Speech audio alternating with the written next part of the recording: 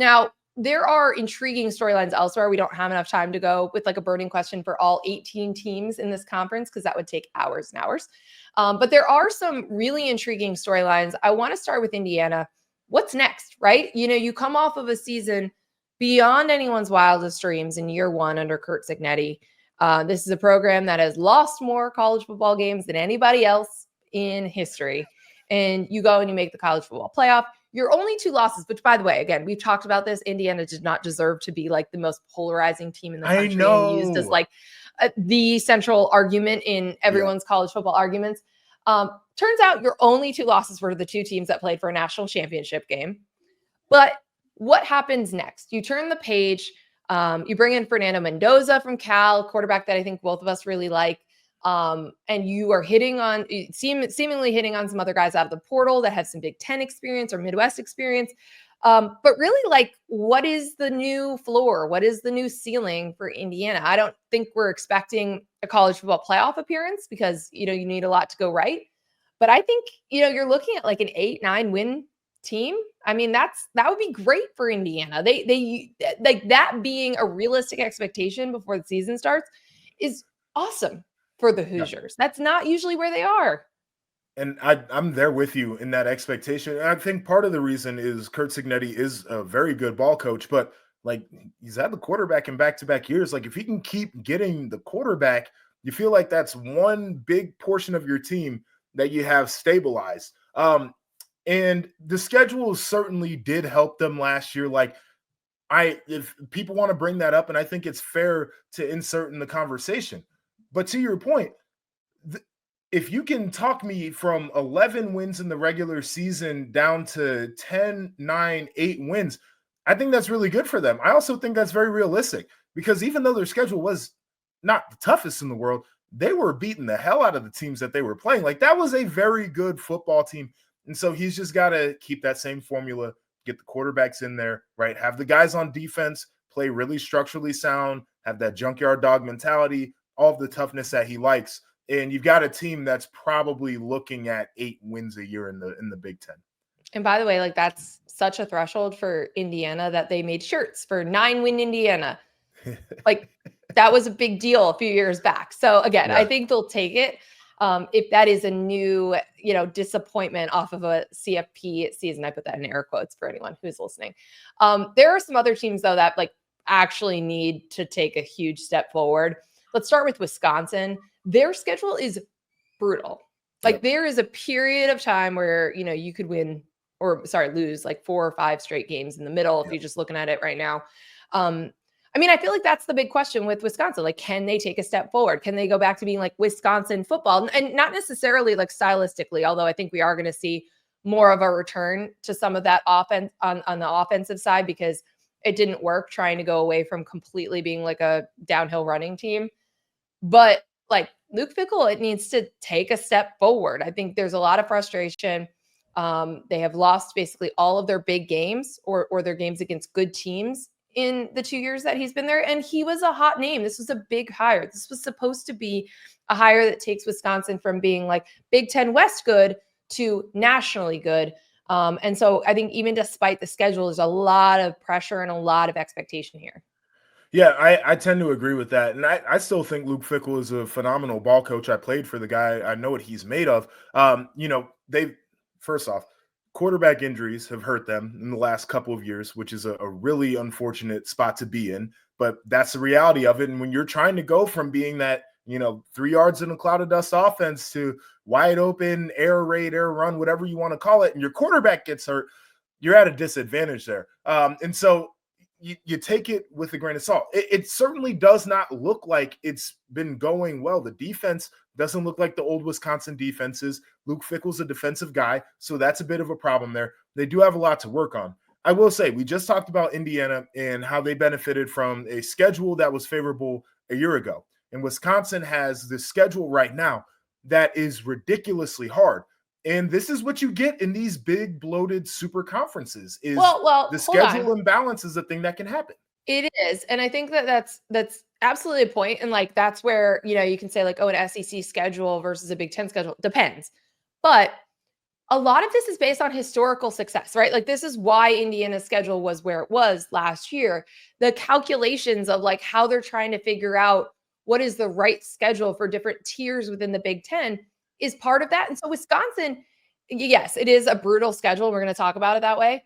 But like that's because Wisconsin's supposed to be good and historically it's good, right? But I feel like you have the opportunity, if you're the people sitting over there in the offices in Rosemont, to say, okay, they're not that right now. I know. So, Or like in Indiana's not bad right now. I know. So why are we doing this? They didn't know that Indiana. They didn't know that then, but now we know, right? Yeah, we know what Wisconsin's been the last couple of years. It's not like they have to make these conference schedules like 5 years in advance with the knowledge we have then. Like there's a way to do this where you can balance the schedules a little bit more in real time. So you don't have a team like Wisconsin that's got to play like Michigan, Ohio State, like Oregon, all in like a 4-week span. Like they're going to get murdered. Or if you have that schedule, those teams as your draws, like maybe not all back to back to back to back, right? Yeah, like that's, I mean, it's just terrible. The sequencing could be so bad. Part of it as well. How about another program needs to take a significant step? Lincoln Riley's USC team. Yeah. This is one that, they've been trending in the wrong direction last couple of years. The further away we get from the Caleb Williams Heisman season, I think the more frustrated people are that was not maximized into a college football playoff appearance. They were very close, but the defense was just horrendous that year and for a period of years. So I think you're still looking for defensive improvement year over year. And then also with Jaden Maeva, like, is he the right quarterback? Is he the guy that can, kind of take a Lincoln Riley offense back to being a Lincoln Riley offense? But I just think like they need to win a lot more games. They can't be an 8-win team. Like that is not what Lincoln Riley has paid the big bucks to do.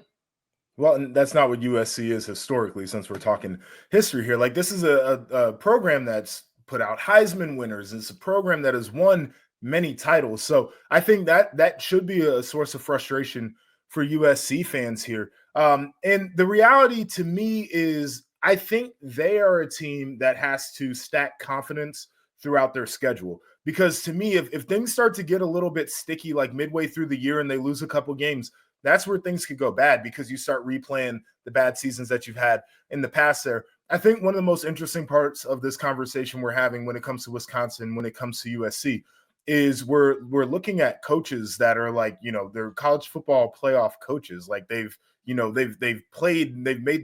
taken their teams, to the part of the season everybody wants to be in. And we're now asking the question, can they get the job done?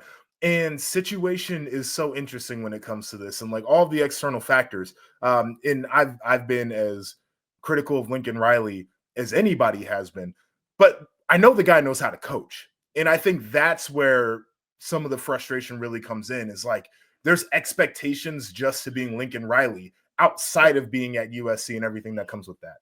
Right. And they build on each other. And I think that's part of when you look at, even offensive shortcomings, like that's the stuff that you're not expecting to see because it is Lincoln Riley. So going to be a fascinating offseason there. We'll get into all of this much further as we get into the offseason, just spring burning questions. But before we go, Joshua, we got to catch up on kind of the news of the week and the news of really college sports right now. And that is everyone's waiting for the House settlement to be finally approved by Judge Claudia Wilkin. There was a hearing earlier in the week for objectors and objections.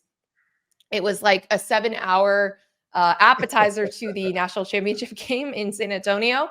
And really, like, she had given this preliminary approval a while back, but everyone's kind of waiting on this to know exactly what the rules are going to be and the parameters are going to be moving forward into this revenue share era.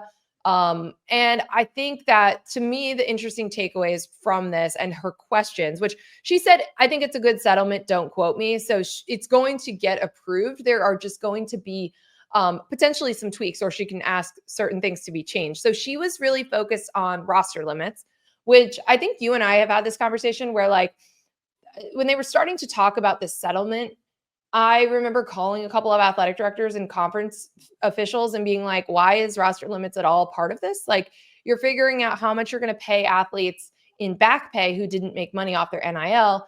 and then you're setting up a revenue sharing model moving forward. So why are roster limits part of it? The way it was explained to me was like, well, we're going to have, increased benefits. We're going to be able to directly pay athletes. We need to know how many are on a team. And then you can do more full scholarships for sports like baseball.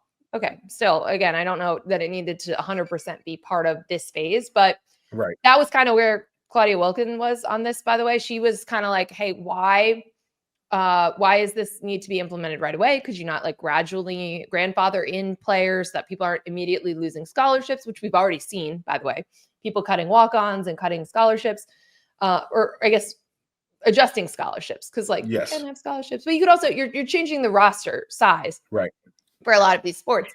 So it's possible that becomes grandfathered in, which is great for a program like a Nebraska, where they have a lot of walk-ons and they don't need to cut maybe 30 guys instantly. So that is something to keep an eye on. She also had some questions in general about like, all these athletes that aren't in college right now that can't agree to this and then would have to live under these rules. Is there a different way, like legally, for each class to kind of approve this? And then also, some general questions about like, well, you're going from a cap of $0 for schools to pay their athletes to $20.5 million. Is that immediately going to get a lawsuit for antitrust issues because now you're capping it at a different number? So all of that to say, it looks like the settlement is going to be approved. We don't know exactly the rules, but we are in a world, Joshua, where because people are expecting it to be approved, there's like this mad dash to do NIL deals. It's sick. It's crazy because there's the expectation, again, in the proposed settlement, is that there would be this clearinghouse that has to like approve NIL deals to make sure they're like real and like close to fair market value for anything that's over $600. So the idea is, well, okay, collectives that are paying, exorbitant amount of money, maybe they're not going to be able to do that or to spend the exact dollar figures that they are. So they're all trying to spend all their money right now. We're seeing it with men's basketball guys in the portal, and we're seeing it in college football because they don't think that these deals are going to have to go through the clearinghouse. It's crazy. Yeah, I saw a basketball player got like the $3.5 million NIL deal. I'm like, oh man, I get, this is not to do with anything. I get frustrated because I feel like I missed out on so many dollars and time value of money because, I'm the finance guy. I could be on a yacht somewhere in St. Bart's right now. That's neither here nor there. The clearinghouse to me is the thing that should have always existed when NIL came around. There always should have been a database where they could aggregate information. And the reason to me why it was important is because I was always anti-pay for play. And so when you have transparency, you have this information, you can actually know what market value is. Like you can say, okay, a quarterback who's in the, a top team in the Big Ten typically makes this much on an NIL deal. You can have that information. Then you can be like, no, they're just trying to funnel this kid money. We're not going to approve that deal. Should have always been a thing. So I'm glad to see it. I think this is also going to make collectives go in-house now, especially with like all the money that the athletic department is going to be paying out. But like they're going to want some control over the NIL stuff. And we're starting to see some of those changes happening right now in collectives that are shuttering or being phased out because of some of these changes here. I think it's a good thing because less people end up getting taken advantage of this way. I think less people are going to get lied to this way. Maybe there's a little bit less money for the guys at the top part of this, but they're going to find their money. Like if you're marketable and you're playing well, you're going to get paid. So, I mean, should have been here from the beginning, but I'm glad we're here now. Yeah, I'm with you. I think direct payments from the school to the athletes is the way that it should have been all along. Everyone was just scared of things that look like employee-employer instead of just saying like this actually is best for everyone involved to get rid of third parties. So that's where we're headed. We don't know the parameters yet. Don't know if people are going to be able to be phased in from a roster limit standpoint. I hope so. I don't think there's any reason this has to be immediate, that these new roster sizes need to be like as of July 1 or August 1. So that's something. And then, we'll continue to follow because to your point about the top end guys, it's already this expectation that like people will figure out ways to skirt the cap. Like here's what you get for the school and here's what you get on the side. And again, we're not even in that world. It bothers me when people like already talk about trying to find loopholes and cheat the system when you're not even in the system yet. It's the But American way. it is the American way. It is where we're headed. So again, that's kind of the macro of college sports right now. It's going to affect, players, and it's going to affect the spring portal window for football because, again, we're seeing it in college basketball because we are before the implementation of the settlement. The settlement also hasn't even been approved officially. So people really think that you can do these deals right now before it's approved. So we'll see what that does for the spring portal market. And the payments that some of these guys are going to get. We'll have more from spring football trips to some of these Big Ten schools and various other storylines. And obviously, the draft is around the corner. If you missed our previous shows on the Speed, you can watch them on Peacock. Joshua and I are both part of a draft preview show that has all the offensive guys, all the defensive guys with our pal Connor Rogers. You can go find that on Peacock. But we'll be back with more Rushing the Field next week, more spring football talk as we get closer and closer to some intriguing battles being decided and other storylines across college football. For Joshua Perry, I'm Nicole Auerbach. Thanks for listening to Rush the Field, and we'll see you soon.